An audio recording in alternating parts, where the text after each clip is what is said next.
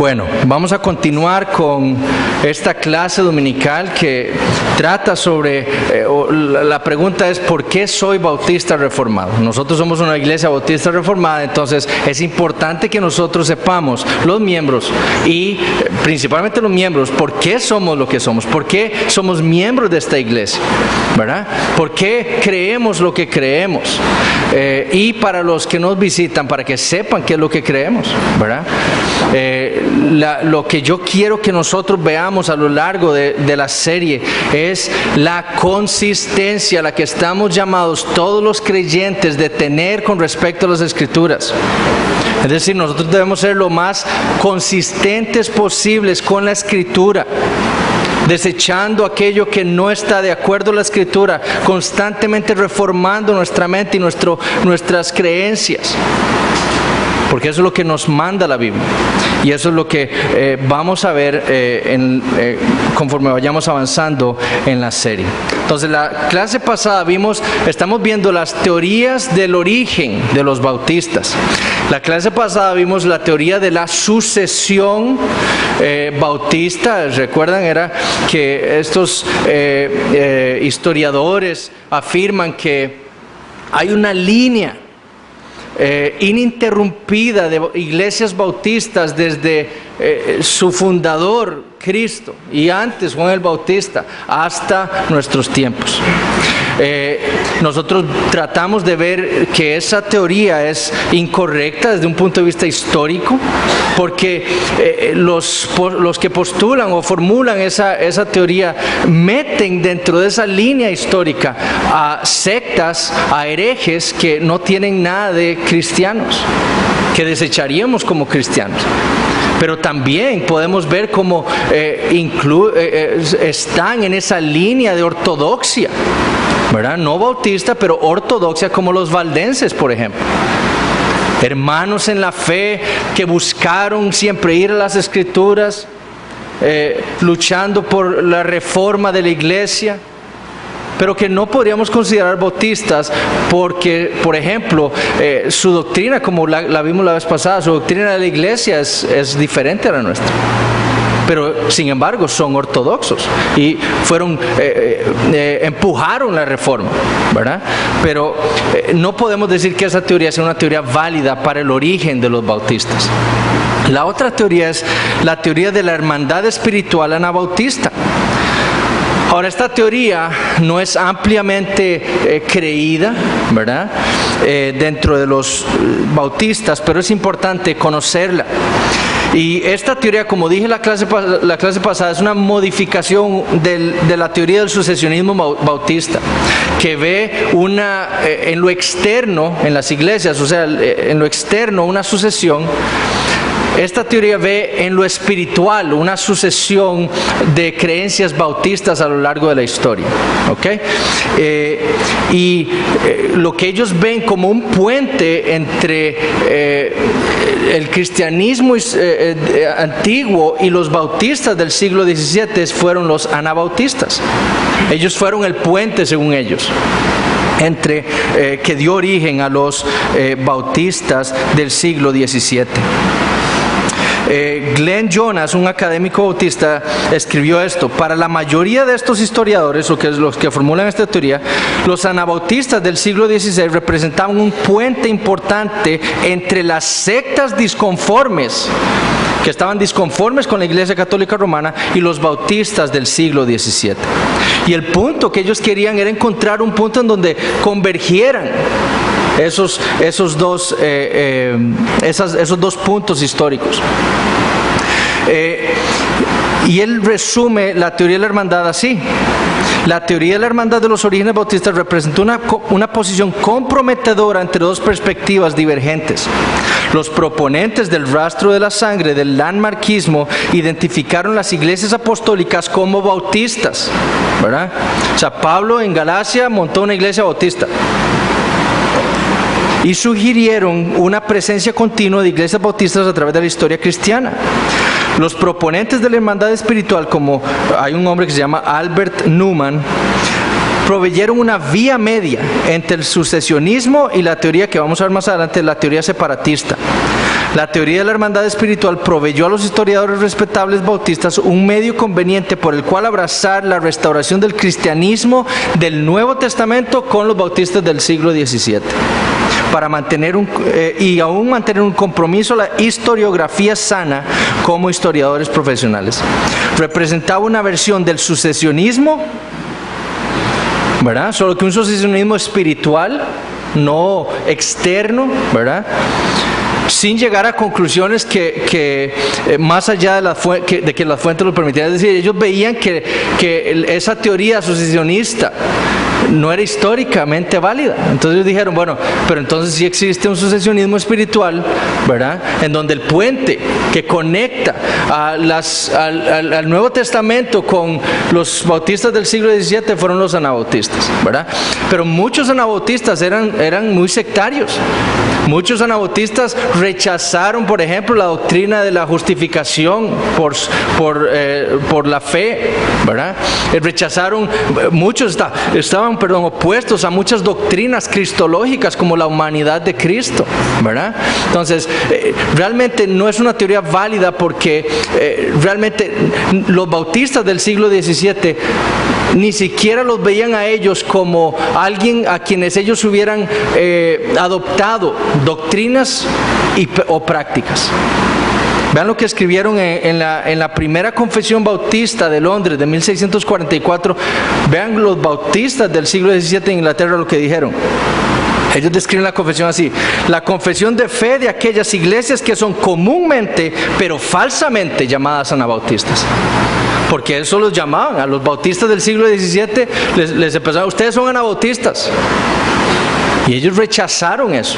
Entonces ni siquiera los bautistas del siglo XVII pensaron ser un puente, o pensaron que los anabautistas eran un puente con ellos, o que ellos tuvieran algo que ver con los anabautistas. Ellos rechazaron eso.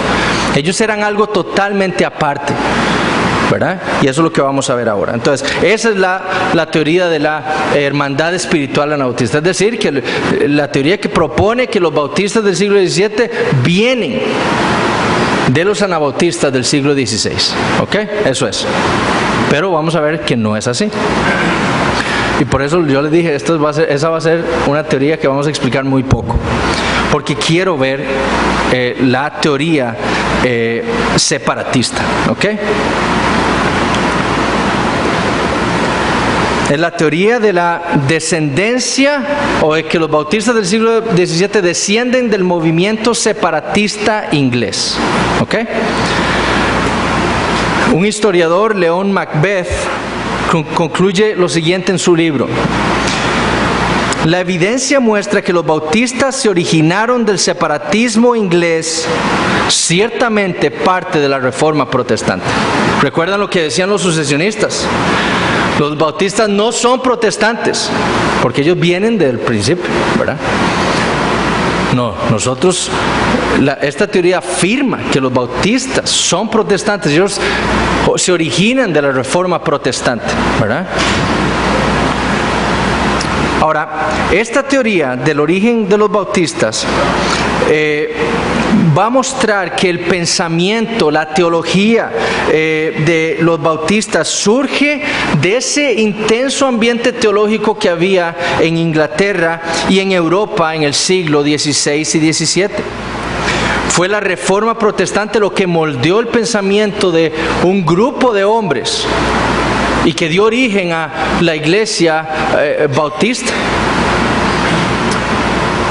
Algunos de estos eran puritanos, otros eran separatistas, y vamos a ver por qué eran separatistas o por qué se les llamaba separatistas. Y algunos de esos separatistas que se habían separado de la iglesia anglicana, ellos fueron los que adoptaron el bautismo de creyentes por inmersión. Ya antes de que exista la primera iglesia bautista particular, que si usamos un anacronismo le podríamos llamar iglesia bautista reformada, ¿verdad?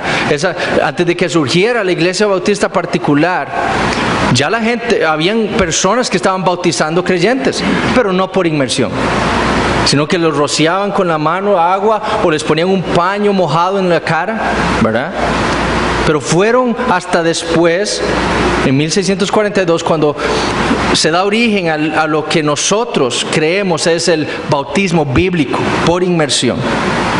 Y fueron estos separatistas que adoptaron, estudiando las Escrituras, como vamos a ver, ese bautismo. En el siglo XVII emergen dos grupos distintos de bautistas sin contacto uno con el otro: los bautistas generales y los bautistas particulares. Se llamaban así porque los bautistas generales creían en una doctrina de la expiación universal o la expiación general. La expiación explica la doctrina de por quién murió Cristo. ¿Okay?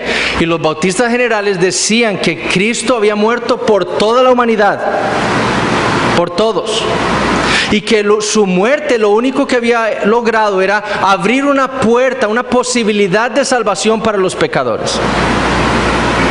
Ellos no fueron muy influenciados, excepto por John Smith, que fue uno de los principales líderes ahí, no fueron influenciados por el calvinismo del siglo XVI. Y eran bautistas generales precisamente por eso. Además, diferían con los bautistas particulares en el orden de su eclesiología. Los bautistas generales surgen de un contacto que hubo con unas sectas en Holanda, o sectas separatistas que se habían ido fugado a Holanda por la persecución que hubo, y ellos adoptaron el bautismo de creyentes también, no por inmersión, ¿verdad? Pero de ahí es donde surgen hombres como John Smith, Thomas Helvis. Fueron dos de estos líderes. La iglesia bautista general más antigua se formó en 1619. El otro grupo son los bautistas particulares, que ese es donde yo me voy a enfocar porque es nuestra línea. Y su nombre se debía a que ellos creían que Cristo había muerto particularmente por su pueblo, como dice la Escritura, Mateo 1:21. Y Él salvará ¿a quién? A toda la humanidad de sus pecados. Él salvará a su pueblo de sus pecados, como lo afirma Hebreos del capítulo 7 al 9 o al 10, ¿verdad?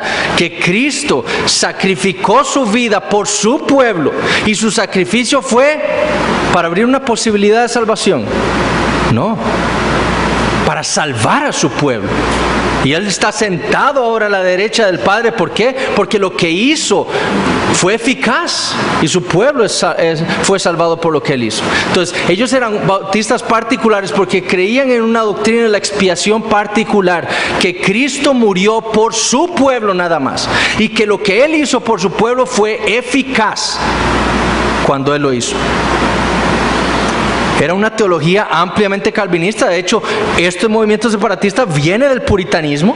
Ellos eran calvinistas, ¿verdad?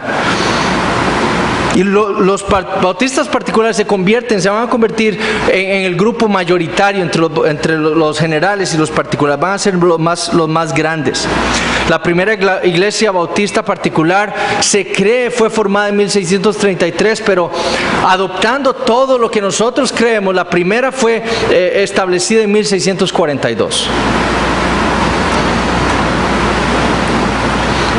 Y a diferencia de los generales, que se originan de su contacto con algunos grupos holandeses, este grupo, los bautistas particulares, se originan de un movimiento que hubo separatista de los puritanos, que quisieron separarse de la iglesia anglicana y adoptaron más adelante el credo bautismo, es decir, el bautismo exclusivo de creyentes por inmersión.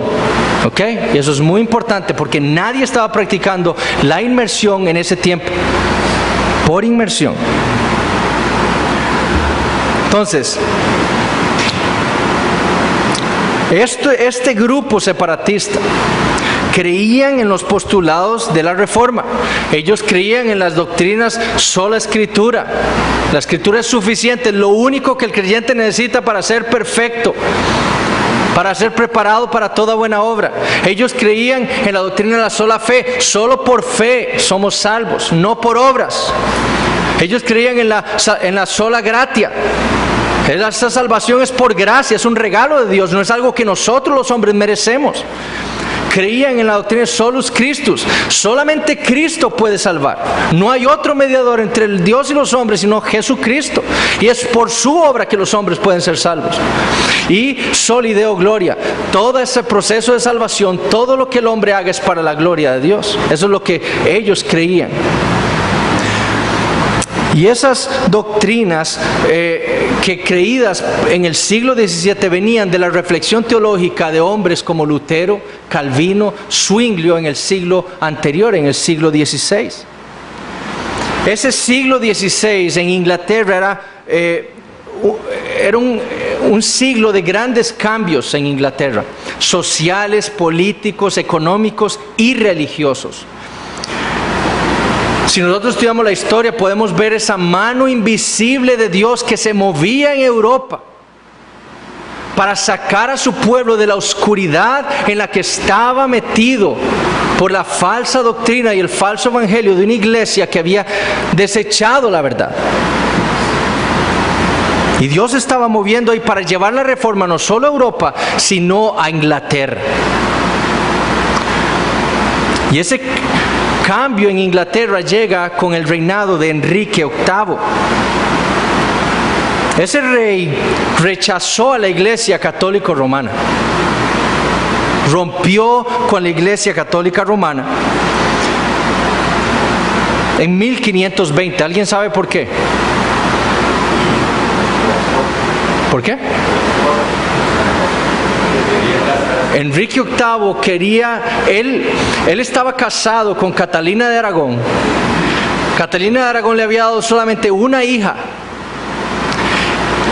Catalina de Aragón había sido la esposa de su hermano. Y él estaba convencido de que Catalina de Aragón no le había dado un varón, un heredero al trono, porque él se había casado con la esposa de su hermano. Y entonces él pensaba que eso era un castigo de parte de Dios, ¿verdad? Por haber hecho eso, por haber ido en contra de la doctrina del matrimonio. Y entonces él busca romper su matrimonio con Catalina de Aragón y casarse con otra mujer, Ana de Boleyn. Y entonces va al Papa para anular el matrimonio, y el Papa le dice no. Entonces, ¿qué hace? Rechaza Roma, rompe con Roma y se divorcia. Y se casa con Ana de Boleyn. ¿Quién era? Una protestante. Catalina de Aragón era una católica ferviente y Ana de Boleyn era una protestante. En 1534, Enrique VIII declara la independencia total de Inglaterra de la Iglesia Católica Romana y pone a la Iglesia en Inglaterra bajo su autoridad. El primer ministro que él pone se llama Cromwell. Y Cromwell era alguien que impulsaba e impulsó fuertemente la reforma de la iglesia en Inglaterra. Él disolvió monasterios, se empleó en traducir la Biblia al inglés para llevarla a todas las parroquias para que el pueblo escuchara la palabra de Dios en su idioma.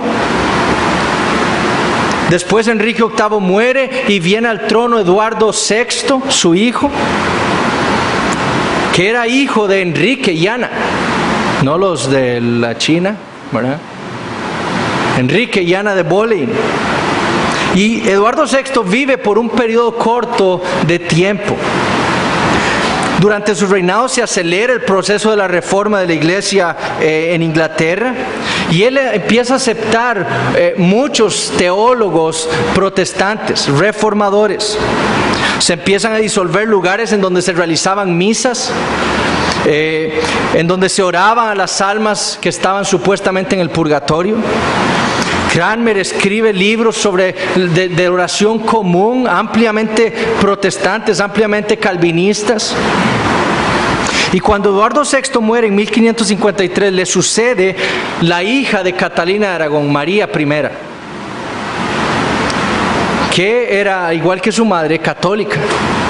Y una católica ferviente, y ella busca llevar de nuevo a la iglesia en Inglaterra al catolicismo romano. Ella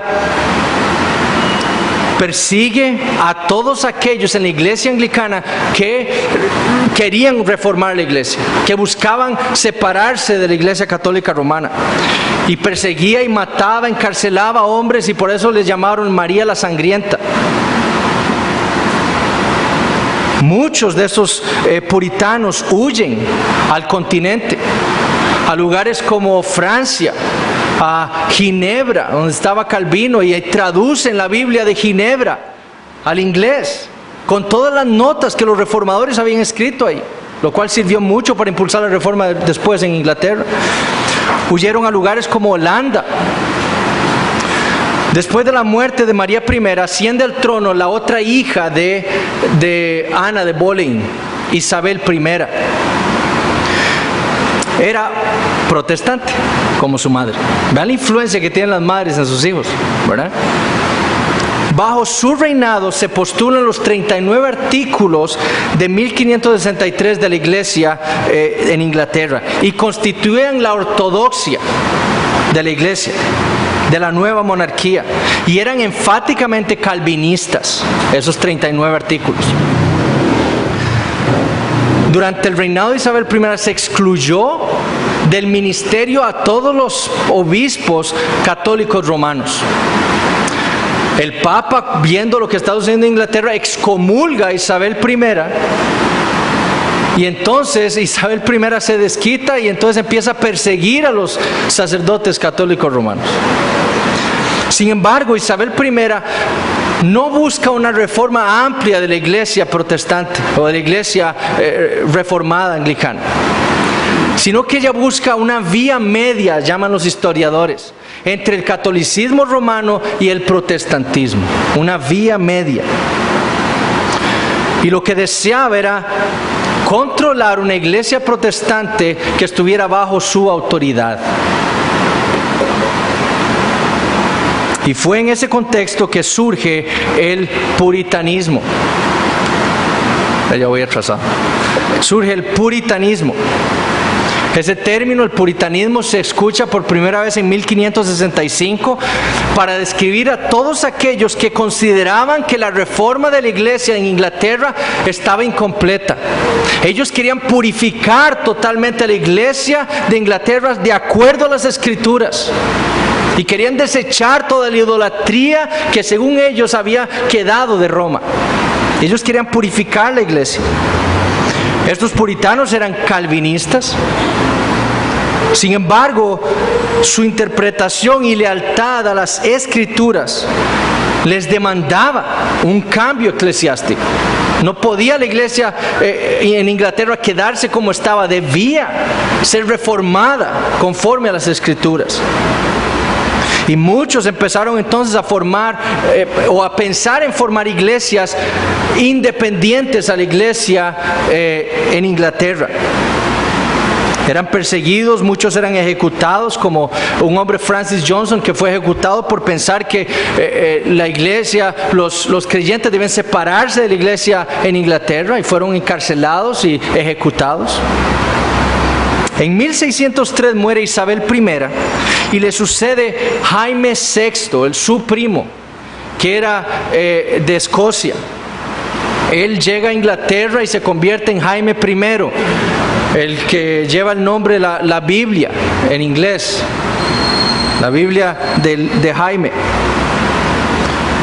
Él había sido criado en el presbiterianismo, y los puritanos vieron en Jaime I una esperanza para reformar la iglesia.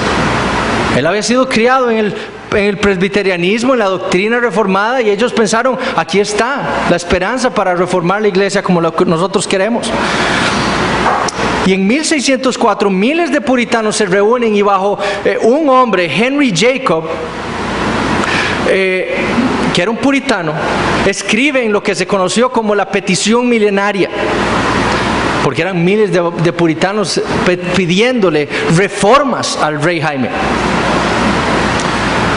Pero el rey Jaime se negó a reformar la iglesia. Él no iba a hacer ningún cambio en la iglesia que pusiera en riesgo el episcopado que había. El lema del rey Jaime era: no obispo, no rey. Lo que él quería decir es que si la corona no controlaba a los obispos, entonces él no podría controlar el país. Porque los ciudadanos tenían como obligación que ir todos los domingos a la iglesia. Era una obligación. El que no iba a la iglesia estaba violando la ley del país.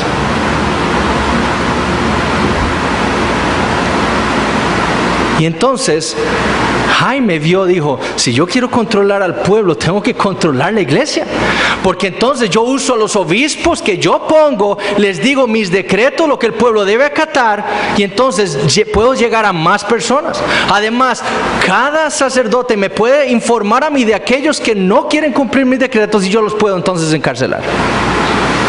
Entonces, Jaime no quería comprometer eso. Él sabía que si él no controlaba la iglesia, no podía controlar a su país. Y los puritanos estaban muy decepcionados con lo que escucharon de Jaime. Y se dio un sentimiento generalizado de separatismo, de separarse de la iglesia entonces en Inglaterra. La adoración para Dios correcta llegaría únicamente por medio de congregaciones independientes. Sin embargo, habían unos puritanos que no se habían separado de la iglesia en Inglaterra y continuaban enseñando y predicando las doctrinas de la Reforma, las doctrinas bíblicas, las doctrinas de la Biblia. En 1629, el hijo de Jaime I, Carlos I, y dice un bautista reformado, un académico, James Renihan, que él dice esto: nunca en Inglaterra ha habido un rey Carlos bueno. Para que piensen en el que viene, ¿verdad? Nunca. Y este Carlos I fue un mal rey, especialmente por su persecución de los puritanos. Carlos I nombra como arzobispo de la iglesia en Inglaterra a un hombre llamado William Laud, o Laud. Y Laud era un archienemigo del calvinismo. Dice Renihan que él era un hiperarminiano. Y conforme avanzamos las series, ese tipo de términos los vamos a aclarar. ¿Qué es un arminiano? ¿Qué es un calvinista? Todo eso lo vamos a ver. Pero era un archienemigo de los calvinistas y por lo tanto entonces de los puritanos que eran calvinistas. Y Laud le prohíbe a los obispos de la iglesia, estos puritanos que continuaban ahí predicando y enseñando la Biblia, le prohibió toda interpretación calvinista de la Biblia y toda interpretación calvinista inclusive de los 39 artículos que eran parte de la iglesia anglicana. O sea, él decía, la iglesia anglicana cree los 39 artículos, pero les prohíbo creer que es calvinista. Eran calvinistas, ¿verdad? Pero tal era su odio hacia el calvinismo. Muchos de esos puritanos entonces fueron excluidos del ministerio, fueron perseguidos, fueron encarcelados. Unos tuvieron que huir de nuevo al continente, otros se fueron a Nueva Inglaterra, es decir, a Estados Unidos, huyendo de esa persecución. Laud también había instaurado un sistema de sacramentalismo eclesiástico rígido. ¿Qué me refiero con esto? Él quería volver a realizar ciertos sacramentos como la Iglesia Católica Romana. Entonces él volvió a colocar las mesas en donde se daba la comunión en la Iglesia Católica, las volvió a colocar. Ordenó a todas las personas a arrodillarse delante del altar. Ordenó a todos a hacer la señal de la cruz cuando bautizaban a un niño, por ejemplo. Y enseñó que el bautismo confería una gracia divina al niño para su salvación. Y eso era algo que Laud estaba metiendo en la iglesia. Esto es lo que tienen que enseñar, que el bautismo al niño le confiere una gracia divina especial para su salvación. Eso aumentó el descontento entre los puritanos y movió a muchos más de ellos al separatismo. Y los bautistas son el producto de ese movimiento. Dice Bevington, un historiador bautista, dice: los bautistas fueron herederos de la Reforma, del puritanismo y separatismo. Ellos adoptaron los mismos principios de lealtad minuciosa a la palabra de Dios, el deseo apasionado de adorar a Dios correctamente y el deseo de reestructurar la iglesia de acuerdo a los preceptos de Dios. Sus prioridades bíblicas, litúrgicas y eclesiásticas los llevó de la lealtad a los puritanos al separatismo y eventualmente un paso más allá al repudio del bautismo de infantes. Porque ellos estaban comprometidos no con el puritanismo, no con el presbiterianismo, sino con la Escritura. Y los llevó del puritanismo al separatismo y luego al bautista, a ser bautistas. Los bautistas fueron los que tomaron, dice Bevington, los principios de la Reforma a su última conclusión. Y ese separatismo contribuyó mucho. ¿Por qué? Porque les llevó a ellos a ir a las Escrituras para defenderse de los ataques que estaban recibiendo. Ellos se les estaba diciendo que debían arrodillarse delante del altar, hacer la señal de la cruz a los niños. ¿Y ellos qué tenían que hacer? Eso no es bíblico, pero ¿cómo lo sabemos? Vamos a la Escritura. Y ahí no vemos nada de esas cosas. Eso es idolatría. Y desecharon esas cosas. Cuando William Laud empezó entonces a enseñar sobre la doctrina del bautismo que él quería implementar y que se enseñara en Inglaterra, ¿qué hicieron estos separatistas? No, vamos a la Escritura. ¿Qué es lo que dice la Escritura con respecto al bautismo? Y ahí fue como ellos empezaron a formular sus doctrinas.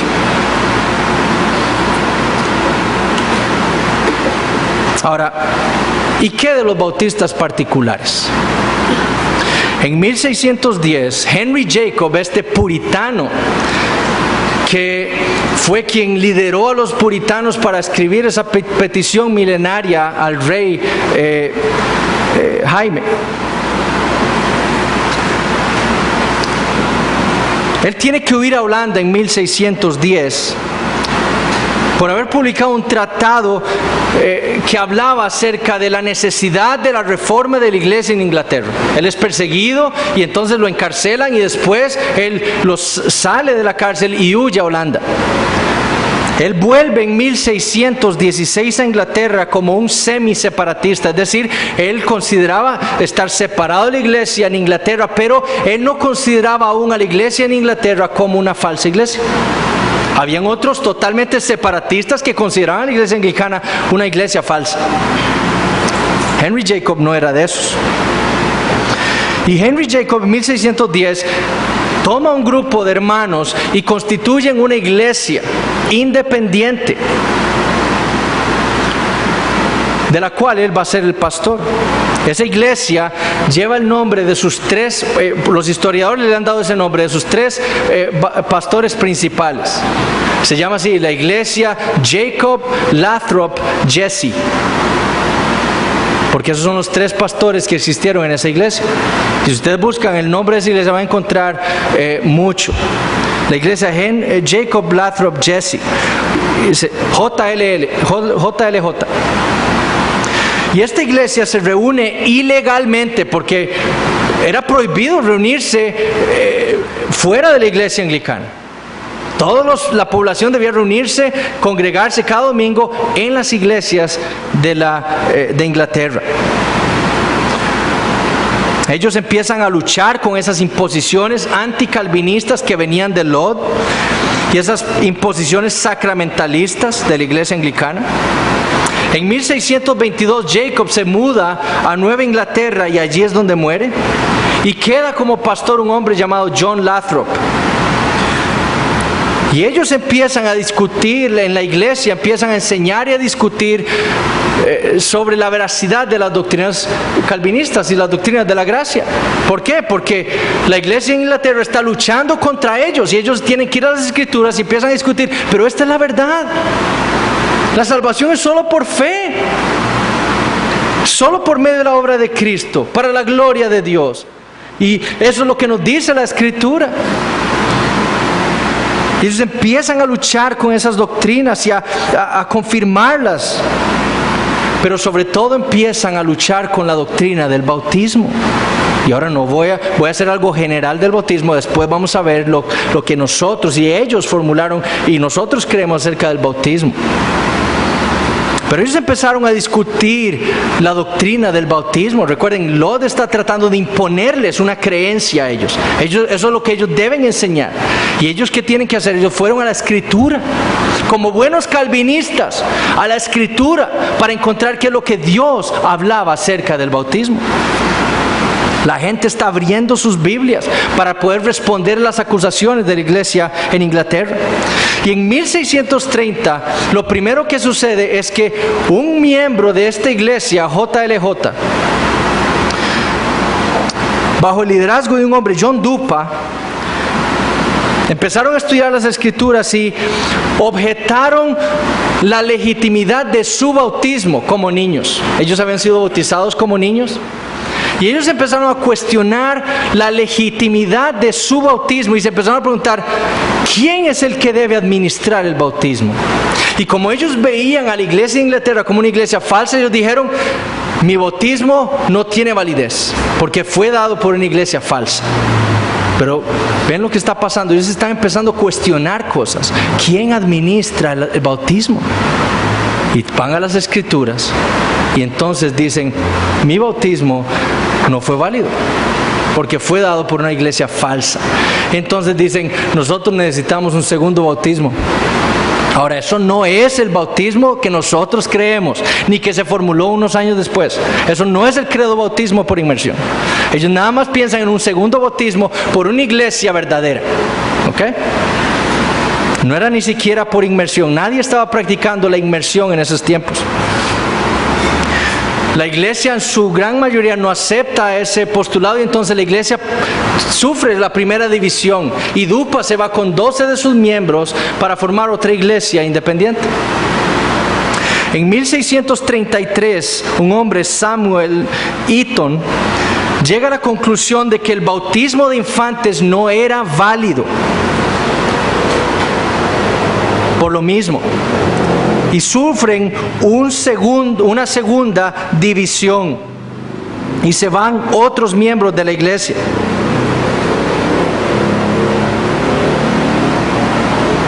En 1638, y aquí es donde empieza todo, bajo el pastorado de Henry Jesse, la iglesia empieza o sigue cuestionándose la doctrina del bautismo y ya no se preguntan quién debe administrar el bautismo, ahora se pregunta quién debe recibir el bautismo.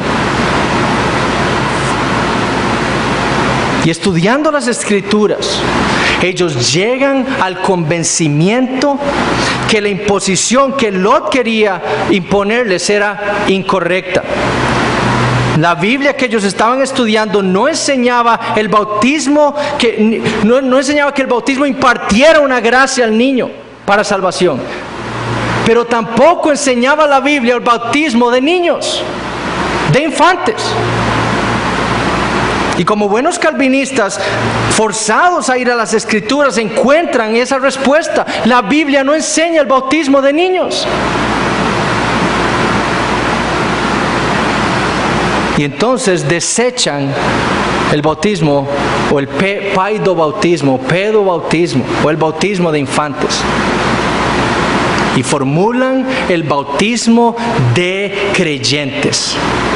Una de sus grandes doctrinas era: la iglesia está compuesta por creyentes. La entrada a la iglesia es por fe y el bautismo es una señal de la fe y la obra de Dios en la persona. Y si la iglesia debe ser conformada por creyentes, entonces solo creyentes deben recibir el bautismo.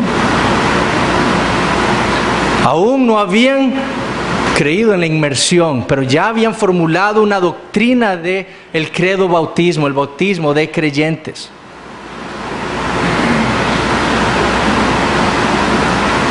Ahora, esta iglesia de Henry Jesse, en 1640, 2 años después,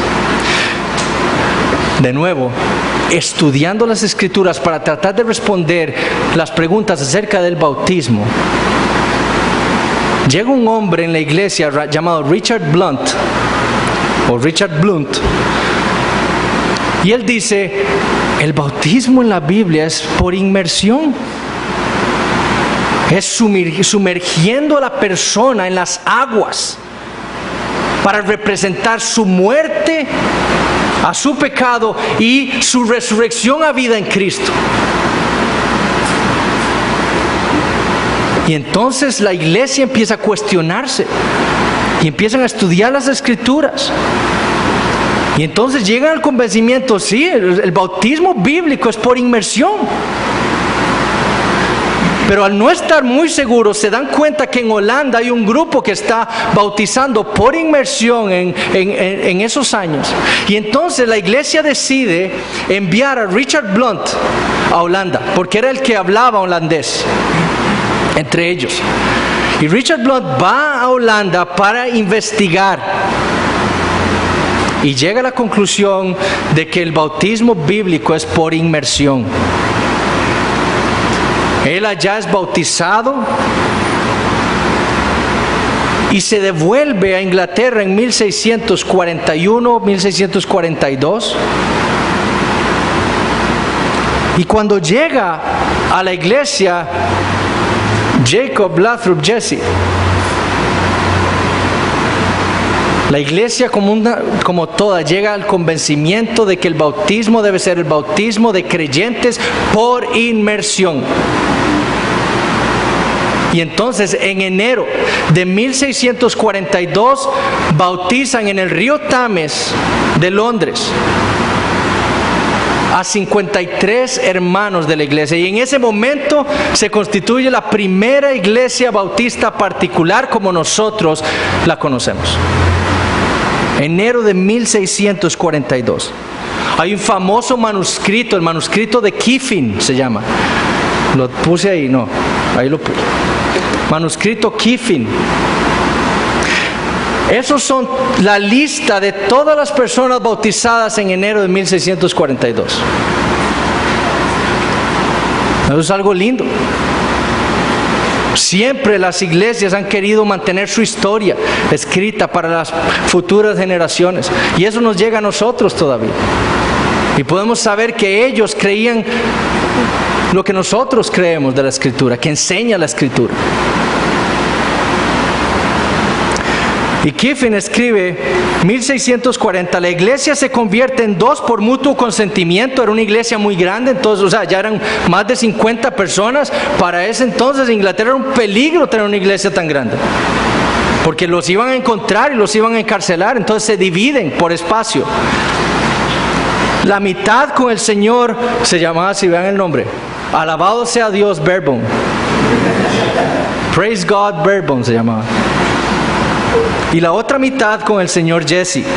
El señor Richard Blunt, con él, convencido del bautismo y que debe ser sumergiendo en cuerpo dentro del agua, asemejando la muerte y la resurrección, según Colosenses 2:12, Romanos 6:4, tuvieron conferencia, es decir, una reunión entre la iglesia, y luego con algunos de los nombrados que también estaban convencidos. Y luego de orar, y luego de la conferencia sobre esto, no habiendo sido practicado por nadie en Inglaterra, creyentes profesantes, y escuchando que algunos en Holanda los habían practicado, acordaron enviar al señor Blunt, quien comprendía el idioma holandés, con cartas de recomendación, quien fue amablemente aceptado allí y regresó con cartas de ellos. El señor Blunt bautizó al señor Blacklock, quien era un maestro entre ellos, y él y el señor Blunt bautizaron al resto de sus hermanos, que eran del mismo parecer.